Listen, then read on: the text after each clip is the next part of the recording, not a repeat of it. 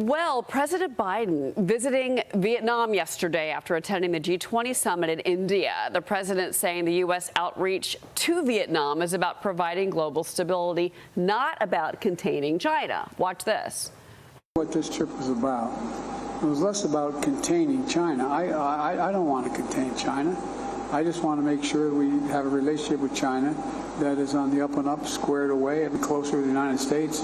Vietnam being closer with the United States. It's not about containing China. It's about having a stable base in the Indo-Pacific.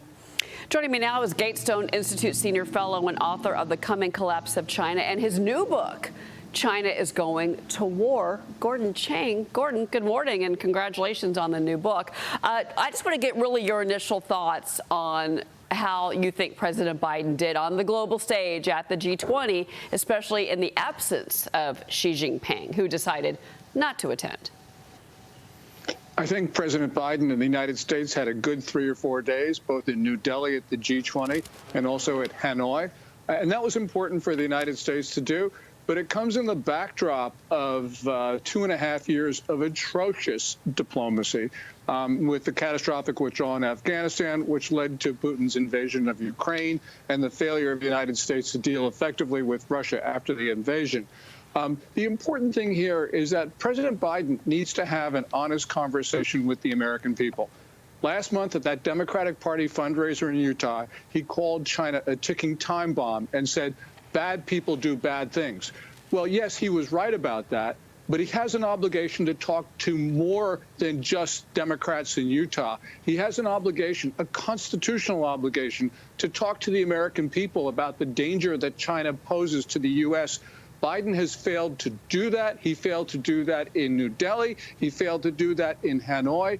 The American people demand President Biden actually tell them what he thinks about China and the danger it poses. Well, he did meet with the Chinese premier there and talked about the economic relationship, and in particular the crisis. They talked about Taiwan, any type of invasion. What was your read on that? Well, Biden said that there was a crisis in China, and that's right. The economy is in crisis. It's not growing at the 5% pace that they claim. The inflation numbers they released a few hours ago don't correspond with what we know. The Chinese economy is contracting, especially evident from 11 straight months of drops in imports. And yes, it is a crisis. But what Biden also said, he said, because of this crisis, China is less likely to invade Taiwan. I think the opposite is true, because Xi Jinping will see a closing window of opportunity. And also, there have been some very disturbing developments inside the Chinese regime, which suggests turbulence, which suggests that Xi Jinping now has even more incentive to be reckless. Well, I want to ask you about that, because there has been some reports, not necessarily proven reports, because this is China, remember, and you've written about this in some of your research, that there is starting to be somewhat of a movement of discontent underneath Xi Jinping, and maybe that's one of the reasons he didn't go to G20. Well, yeah, the narrative has been that Xi Jinping didn't go to New Delhi because he wanted to snub India, to sort of rain on their big moment. I think it's more likely that Xi Jinping stayed at home because he felt it was dangerous for him to actually leave because of the things that we have seen. I mean, there have been the purges, both in the foreign ministry and in the rocket force, which is the branch of the Chinese military that controls nuclear weapons. Also, you know, it was a very fascinating statement issued last week by the Ministry of State Security on Xi Jinping maybe not going to the United States in November for the APEC summit. That should have been issued by the foreign ministry. The fact that it's issued by MSS is a real indication that China's clamping down because they're afraid that the country may fall apart, which is a real possibility when you look at the objective things that are occurring. So China's extremely volatile. It can take us by surprise. Sure. And we have a president who wants to be oblivious. Yeah, well, you know, he leaves G20. He goes to Vietnam. He announces this comprehensive strategic partnership, and it includes increased efforts to expand capacity of semiconductors in Vietnam, you know, production. But he hailed it as an enormous opportunity. And he called basically the U.S. Pacific nation, you know, this new friend. His presence in Vietnam, I thought, was very interesting. What did you make of it?